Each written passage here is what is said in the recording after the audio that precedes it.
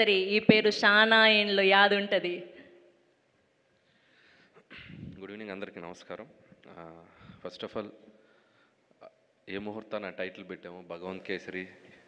ఈ సినిమా షానా ఏండ్లో యాదుంటుందని. అది నా కెరీర్లోనే ఒక స్పెషల్ ఫిలిం. అది నాకు అలాంటి సర్ప్రైజులు వస్తూనే ఉన్నాయి. And first of all Bhagavanth Kesari ఫిలింకి ఒక జాతీయ స్థాయిలో గుర్తింపు రావటం టీం అందరికీ మా అందరికీ చాలా సంతోషాన్ని ఇచ్చింది. అండ్ నేషనల్ అవార్డ్ కమిటీకి జ్యూరీకి థ్యాంక్స్ చెప్తూ, అలాగే ఆ సినిమా ప్రొడ్యూస్ చేసిన మా సాహు గారపాటి గారికి అండ్ ఆ సినిమాని ఆ పాయింట్ని ఒప్పుకున్న మా బాలయ్య బాబు గారికి థ్యాంక్స్ చెప్తూ, అండ్ ఇక సైమా గురించి మాట్లాడాల్సి వస్తే ఫస్ట్ విష్ణు గారి గురించి మాట్లాడలేదు. అండ్ లాంగ్ అసోసియేషన్ ఆయనతో నాకు. అండ్ 2015 నా ఫస్ట్ ఫిలిం పటాస్కి అప్పుడు ఇండస్ట్రీలో కొత్తగా వచ్చాను నేను. అండ్ ఫస్ట్ ఫిలిం పెద్ద హిట్ అయిపోయింది, ఏదో అవార్డు ఇస్తున్నారంట అని చెప్పి సింగపూర్ ఫ్లైట్ ఇచ్చి అక్కడ దిగి ఒక అవార్డు తీసుకొని, అప్పుడు చిరంజీవి గారు కూడా కింద ఉన్నారు.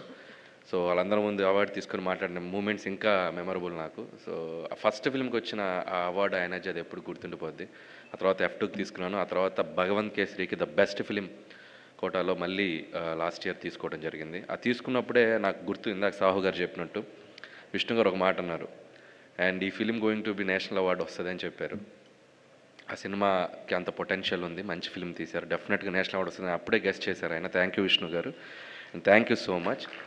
అండ్ సైమా అవార్డ్స్కి ఒక స్పెషల్ ఏంటంటే చాలా అథెంటిక్గా, చాలా జెన్యూన్గా, ఎటువంటి ఇది ఇన్ఫ్లుయెన్స్లు ఉండవు. ఒరిజినల్గా సినిమాలో కంటెంట్ని బట్టే వాళ్ళు అవార్డ్స్ ఇస్తూ వస్తుంటారు.